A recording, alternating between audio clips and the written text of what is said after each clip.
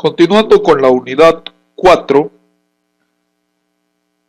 vemos aquí el tema 2, estrategias de prueba orientada a objetos. Estrategias de prueba orientada a objetos. La estrategia clásica para la prueba de software de ordenador comienza con probar lo pequeño y funciona hacia afuera haciendo probar lo grande. Siguiendo la jerga de la prueba de software, se comienza con las pruebas de unidad, se progresa hacia las pruebas de integración y se culmina con las pruebas de validación del sistema, tal como lo hemos visto en las unidades anteriores.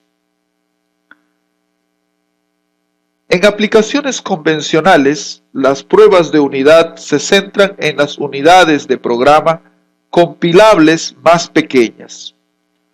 Un subprograma, por ejemplo, módulo, subrutina, procedimiento, componente, etc. Una vez que cada una de estas unidades han sido probadas individualmente, se integran en una estructura de programa, mientras que se ejecuta una serie de pruebas de regresión para descubrir errores debidos a las interfaces entre los módulos o unidades y los efectos colaterales producidos por añadir nuevas unidades. Por último, el sistema se comprueba como un todo para asegurarse de que se descubren los errores en requisitos. Las pruebas de unidad en el contexto de la programación orientada a objetos. Cuando se considera el software orientado a objetos, el concepto de unidad cambia. La encapsulación conduce a la definición de clases y objetos. Esto significa que cada clase y cada instancia de una clase, objeto, envuelve atributos, datos, y operaciones, también conocidos como métodos o servicios, que manipulan estos datos. En vez de probar un módulo individual, que es la unidad más pequeña comprobable, es la clase u objeto encapsulado. Ya que una clase puede contener un número de operaciones diferentes y una operación particular, debe existir como parte de un número de clases diferentes, el significado de la unidad de prueba cambia drásticamente. No se puede probar más de una operación a la vez. Esa es la visión convencional de la unidad de prueba, pero sí como parte de una clase. Para ilustrar esto, considérese una jerarquía de clases en la cual la operación X se define para la superclase y se hereda por algunas subclases. Cada subclase utiliza la operación X, pero se aplica en el contexto de los atributos y operaciones privadas que han sido definidas para la subclase. Ya que el contexto en la operación X se utiliza, varía de manera sutil. Es necesario para probar la operación X en el contexto de estas subclases. Esto significa que probar la operación X en vacío, la aproximación de la prueba de unidades tradicionales, es inefectiva en el contexto orientada a objetos. La prueba de unidad en el contexto de los softwares orientados a objetos es la prueba de clases para el software. Es equivalente a la prueba de unidad para el software convencional. A diferencia de las pruebas de unidad del software convencional que tiende a centrarse en el detalle algorítmico del módulo, de los datos que fluyen a través de la interfaz del módulo, la prueba de clases para el software orientado a objetos se conduce mediante las operaciones encapsuladas por la clase y el comportamiento de la clase. Algo importante que debes recordar es que la prueba de clases para el software orientado a objetos es equivalente al módulo de pruebas unitarias para el software convencional. No es recomendable comprobar operaciones por separado.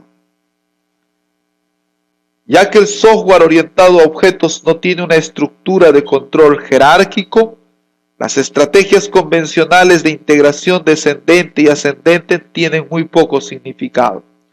En suma, la integración de operaciones una por una en una clase a menudo es imposible por la interacción directa e indirecta de los componentes que conforman la clase. Entonces existen dos estrategias diferentes para las pruebas de integración en los sistemas orientados a objetos. El primero, las pruebas basadas en hilos integran el conjunto de clases requeridas para responder una entrada o suceso al sistema. Cada hilo integra y prueba individualmente. Las pruebas de regresión se aplican para asegurar que no ocurran efectos laterales. La segunda aproximación de integración, la prueba basada en el uso, comienza la construcción del sistema probando aquellas clases, llamadas clases independientes, que utilizan muy pocas o ninguna clases servidoras. Después de que las clases independientes se prueban, esta secuencia de pruebas por capas de clases dependientes continúa hasta que se construye el sistema completo. A diferencia de la integración convencional, el uso de drivers y stubs como operaciones de reemplazo debe evitarse siempre que sea posible. La prueba de agrupamiento es una fase en las pruebas de integración del software orientado a objetos. Un agrupamiento de clases colaboradoras se prueba diseñando los casos de prueba que intentan revelar errores en las colaboraciones. La estrategia de integración de pruebas orientadas a objetos se centra en grupos de clases que colaboran o se comunican de la misma manera. Pruebas de validación en un contexto orientado a objetos. Al nivel de sistema o de validación, los detalles de conexiones de clases desaparecen, así como la validación convencional. La validación del software orientado a objetos se centra en las acciones visibles al usuario y salidas reconocibles del sistema. Para ayudar en la construcción de las pruebas de validación, el probador debe utilizar los casos de uso, que son parte del modelo del análisis. Los casos de uso proporcionan un escenario que tiene una gran similitud de errores con los revelados en los requisitos de interacción del usuario. Los métodos de pruebas convencionales de caja negra pueden usarse para realizar pruebas de validación. Además, los casos de prueba deben derivarse del modelo de comportamiento del objeto y el diagrama de flujo de sucesos creados como parte del análisis orientado a objetos. Veamos aquí lo que se conocería las pruebas de clases o pruebas de unidad en el software orientado a objetos, usando el método de rebanadas. Vamos a ir entonces ahora a la parte concreta, a la carnecita. En el software orientado a objetos, recuerda, a diferencia del software convencional, la unidad más pequeña, ¿cuál es? No es un módulo, ¿verdad? En el software orientado a objetos se trata de una clase. Por eso aquí puedes observar en el software orientado a objetos la unidad mínima que tiene sentido es la clase, ya que los métodos individuales no son independientes, sino que interactúan entre sí a través de los atributos de la clase. Así pues, las pruebas de unidad deberían aplicarse a clases completas. La prueba puede dirigirse con varios métodos, como el de rebanadas y el de máquinas de estados. Para clases de complejidad simple o media, resulta más sencillo emplear el método de rebanadas, que se describe en esta parte. El método de rebanadas ha sido adaptado de la obra de Bashir y Goel, buscando adecuarlo a Java y eliminando ciertos aspectos que lo oscurecen. Sin embargo, se recomienda revisar el material de estos autores, de Bashir y Goel, para que ustedes puedan ver cómo es el método de rebanadas adecuado a Java. Y aquí, cuando se realizan pruebas, recuerda que se buscan encontrar situaciones que rompan los supuestos que dan validez a las piezas del software que se está probando. En el caso de los objetos, además de la función que se debe satisfacer cada método, se tiene el supuesto de que el estado es consistente sin importar el orden de ejecución de los métodos. Piense, por ejemplo, en una clase cuenta, que representa una cuenta bancaria con un atributo que es el saldo y dos métodos, deposita y retira. ¿Está bien? Piensa en una clase llamada cuenta, en la cual representa una cuenta bancaria con un atributo saldo y dos métodos, deposita y retira. No importando cuántas veces se invoque a los métodos ni el orden en que se haga, el saldo debe ser consistente, es decir, que no se pierda ni aparezca dinero y que no se pueda retirar dinero no depositado. Así pues, las pruebas de unidad tendrán que verificar de alguna manera que esa consistencia existe para todas las combinaciones de ejecución de los métodos. Ahora bien, el ejemplo mencionado es extremadamente simple y su estado consiste en un solo atributo. En clases más complejas, el estado tendrá más atributos y también existirá más métodos, volviendo impráctica la prueba de todas las combinaciones de ejecuciones de métodos. Por lo tanto, se buscará formas de reducir el problema. Al considerar el estado con detenimiento, puede observarse que no todos los métodos interactúan con todos los atributos, sino que cada método se relaciona con un subconjunto de estos. Cambiando el enfoque, si se fija la atención en un atributo, se tendrá que solo un subconjunto de los métodos de la clase se relacionan de manera u otra con dicho atributo. De ahí surge la idea de cortar la clase de tal manera que en cada rebanada exista solo un atributo y los métodos que se relacionan con este. Claramente cada rebanada será más fácil de probar que la clase entera, y la combinación de rebanadas aún será inferior a la complejidad de probar toda la clase de una vez. Formalmente podemos escribir que una clase está formada por una pareja de atributos y métodos. Si tomamos un atributo AI que pertenece al conjunto A de atributos y tendremos métodos MI que están incluidos dentro del conjunto de métodos, entonces se formará parte de la rebanada AI. El método de rebanada consiste en dos grandes pasos: generar las rebanadas correspondientes a una clase. Para cada rebanada, generar secuencia de métodos. Para la aplicación práctica del método se requiere algunos elementos adicionales, como el uso de cabos y manejadores para automatizar la ejecución. Generación de rebanadas. Para generar las rebanadas se emplean las dos estructuras de datos auxiliares: un grafo de llamadas mejorado y una matriz de uso mínima. A continuación vamos a describir ambos y su relación. Grafo de llamadas mejorado. Un grafo de llamadas mejorado de una clase es un grafo constituido por uno o más árboles, donde cada árbol contiene como raíz un método de la clase y de ella parten ramas a los atributos que hace referencia y a los métodos de la misma clase que invoca. Los métodos se representan como nodos circulares y los atributos como nodos cuadrados.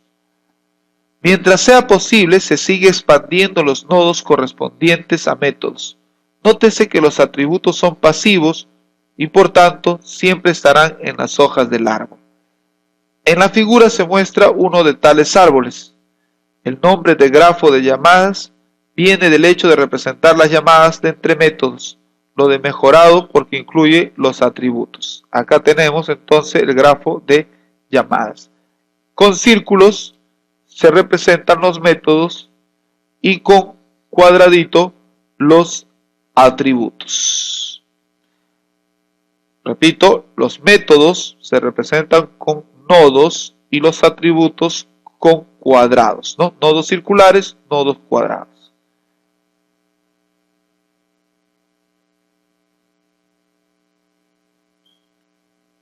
Este es el grafo de llamadas mejorado. Vamos a ver un ejemplo del método de rebanadas. ¿Ok? Suponga que se tiene una clase que representa una cuenta bancaria un poco más desarrollada de la que hemos descrito anteriormente, y es la que se muestra acá en la figura, ¿no? Tenemos una clase cuenta. En esta clase cuenta tenemos los métodos que tienen el siguiente comportamiento, ¿no? Tenemos los métodos cuenta. El constructor inicia saldo en 0. Dime saldo, regresa el monto del saldo. Dime contra, regresa el valor de la contraseña. Deposita, aumenta el saldo por una cantidad K. Retira K, CC. Si la contraseña es igual a CC, entonces si el saldo es mayor o igual que K, retira dicha cantidad disminuyéndolo. Regresa la cantidad retirada, 0 si no alcanza y menos 1 si la clave no corresponde. Entonces acá tenemos, fíjense ustedes, una clase cuenta que tiene, digamos, como atributo el saldo y la contraseña. Y luego tiene algunos métodos, ¿no?, que tienen algún comportamiento. Entonces acá se han indicado algunos de estos métodos. ¿Está bien? Entonces aquí vamos a ver en la figura cómo se muestra el grafo de llamadas mejorado para esta clase. Ya. La cuenta nos va a dar el atributo que es el saldo y la contraseña, ¿no? Dame saldo, te da el saldo. Deposita acá, te va a dar el saldo. Dime contra, va a estar relacionado con la contraseña.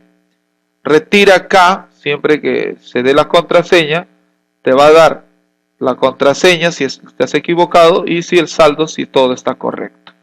Entonces, esta es, digamos, la muestra de grafo de llamadas mejorada. Veamos aquí otro ejemplo. En la figura 4 se muestra la estructura de esta clase. Y luego en la figura 5, que es esta de acá, se muestra el gráfico de llamadas mejoradas. ¿Está bien? Entonces, aquí la descripción de los métodos es como sigue, ¿no? La clase se llama polígono regular. Entonces, tiene acá los métodos. ¿Está bien? Los métodos son perímetro, área circular, alto, lado y número, ¿no?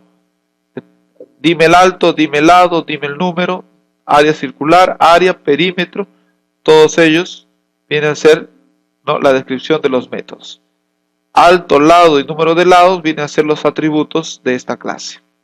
Entonces, dime alto te va a operar sobre este atributo alto y te va a dar, ¿no?, el valor de alto. Dime lado te va a dar el valor de lado. Dime número te va a dar el número de lados. Área circular te va a dar el valor de pi por alto entre 2, pero va a usar a alto. ¿Está bien? Pi por alto entre 2. ¿Está bien? Ese es el área circular. Perímetro va a requerir del alto, del lado y del número de lados, ¿no? Va a usar dos atributos. Entonces, área va a usar lado, alto y número de lados. Polígono regular va a necesitar cuánto mide el lado, cuánto mide el alto y el número de lados. Entonces, acá están cada uno de los métodos con digamos, y cómo utilizan cada uno de los atributos, ¿no?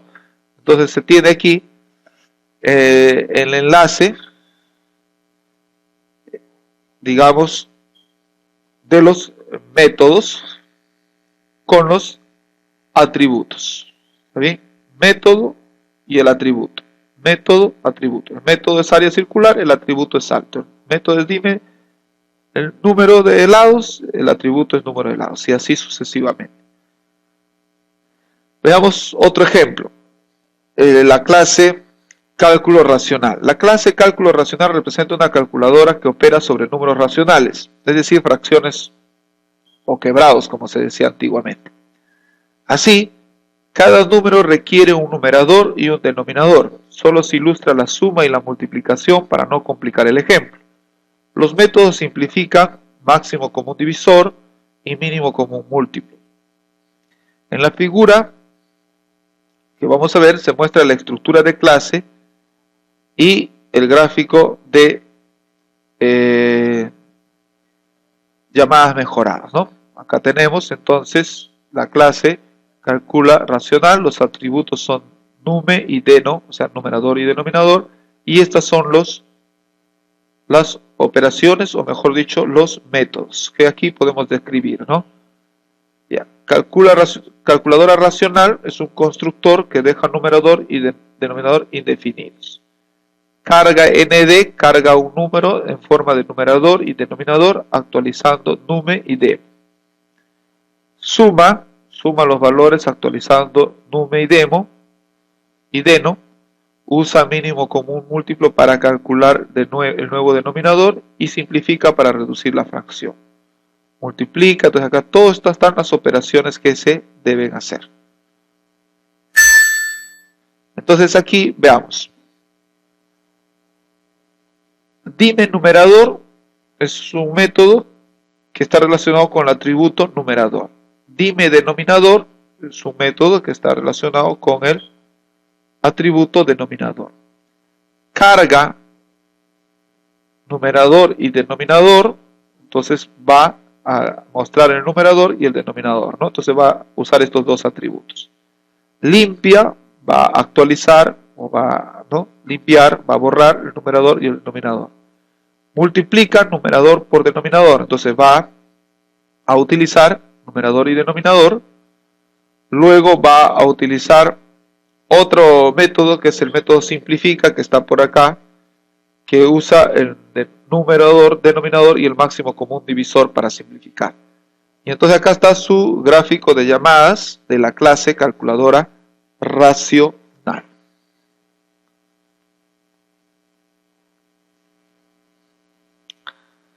Matriz de uso mínima. La matriz de uso mínima es una matriz que tiene una fila por cada atributo de una clase y una columna por cada método de la misma, incluyendo los constructores. La celda tendrá un contenido que depende de la relación entre el método J y el atributo I, tal como sigue. T si el método J transforma o modifica el valor del atributo I. R si el método J reporta o informa el valor del atributo I. 0 si el método J utiliza el valor del atributo I y en alguna operación sin cambiarlo. Vacío si no hay relación entre ellos.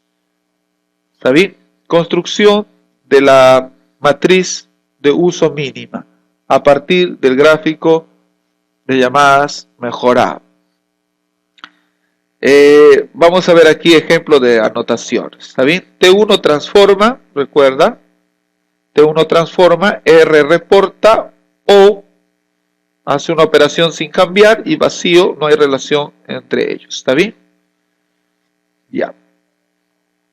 Entonces tenemos aquí, por ejemplo, la clase cuenta, ¿no? A partir del grafo, del grafo que hemos hecho acá, acá está cuenta. ¿Está bien? Recuerda, cuenta, dame saldo, deposita, dime contraseña y retira, ¿no? Cuenta, dame saldo, deposita, dime contra y retira. Ahora vamos a ver su matriz de uso mínima. ¿Está bien?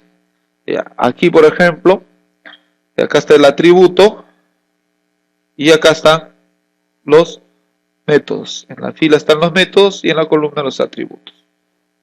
El atributo cuenta está relacionado con el saldo, ¿no? Y lo transforma, te lo da. Entonces cuenta, acá está cuenta, está relacionado con el saldo y con la contraseña, ¿está bien? Entonces aquí en la matriz ponemos, ¿no? Entonces cuenta transforma el atributo saldo transforma el atributo contra, ¿no? Esto es porque en el primer árbol los atributos saldo y contra son inicializados por el constructor cuenta en un solo arco, por lo que se nota que T1 transforma a cada uno, ¿no? En el segundo árbol el valor es saldo, es reportado por el método dame saldo. Dame saldo solamente va a reportar, no va a transformar. En el tercero, el atributo saldo es afectado por el método deposita. En el cuarto, dime contra reporta la contraseña, así que se indica mal la contraseña, y el retira, modifica el saldo, y bueno, no pasa nada con la contraseña, ¿no? De cero. Hubo una operación, pero no modifica. Entonces, esta es la matriz de uso mínima. Aquí tenemos la matriz de uso mínima para la clase polígono regular. Acá están los atributos y acá están las operaciones, ¿no? Polígono regular transforma el alto, el lado, el número de lados. Dime el alto, reporta, dime el lado, reporta lado, dime número de lados, reporta número de lados. Área circular lo que hace es utilizar el alto, ¿está bien? Y calcula el área, ¿no? Pero no modifica el alto. Perímetro utiliza lado y número de lados para calcular el perímetro, pero no modifica estos valores. El área utiliza el alto, el lado y el número de lados, pero no los modifica. Entonces son operaciones sin modificaciones. En la clase calculadora racional, también acá está el atributo, numerador y denominador. Dime numerador, reporta el numerador. Dime denominador, reporta el denominador. Carga, transforma el numerador y el denominador. Limpia, también transforma. Suma, transforma el numerador y el denominador. Multiplica, también los transforma. Y simplifica, también los transforma. Entonces tenemos aquí la matriz de uso mínimo, ¿no? Hemos concluido el tema 2 de la unidad 4.